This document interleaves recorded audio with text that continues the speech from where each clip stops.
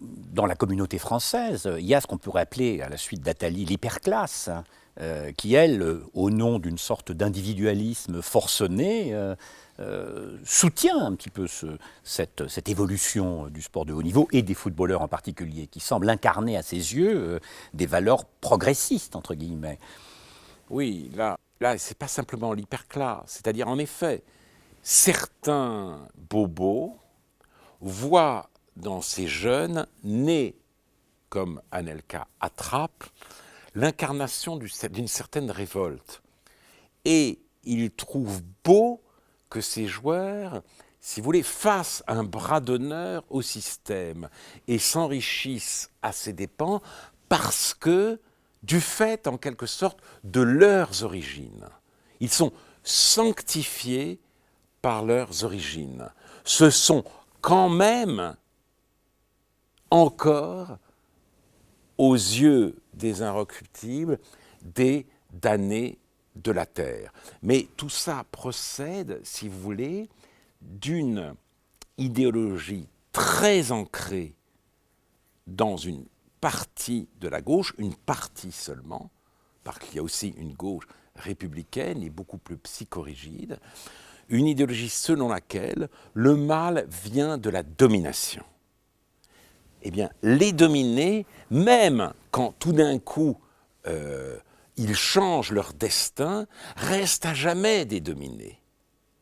Et dès lors, tout ce qu'ils font, si vous voulez, est légitime, est applaudi.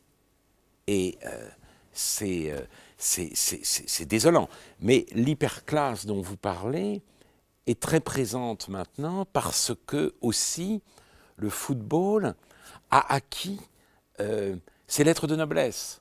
Le football a été longtemps un spectacle snobé par la bourgeoisie, qui avait de bonnes raisons pour le faire. Je veux dire, c'était, oui, il y a mieux. Il y a mieux. Les bourgeois voulaient que leurs enfants, leurs filles fassent du piano, leurs enfants aillent au concert ou à la Comédie Française. Et ils avaient raison. Alors, moi, on peut concilier les deux. Mais après tout, c'était... Bon, mais il n'y a plus de bourgeoisie maintenant. La bourgeoisie, c'est fini.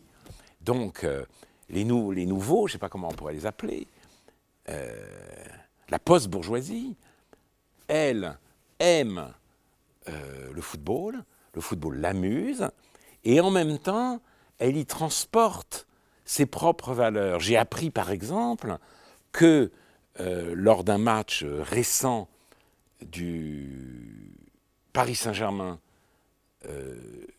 au Parc des Princes, où d'ailleurs Beckham faisait connaissance avec ce public, eh bien, un des animateurs de Canal+, Ariel Witzmann, je crois, assurait l'animation musicale.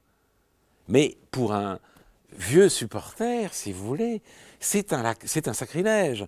Ça, c'est une manière pour l'hyperclasse de confisquer à son profit un spectacle qui n'est pas fait pour elle. On a envie de dire, moi, quand je vois ça, je regrette la raideur de l'ancienne bourgeoisie.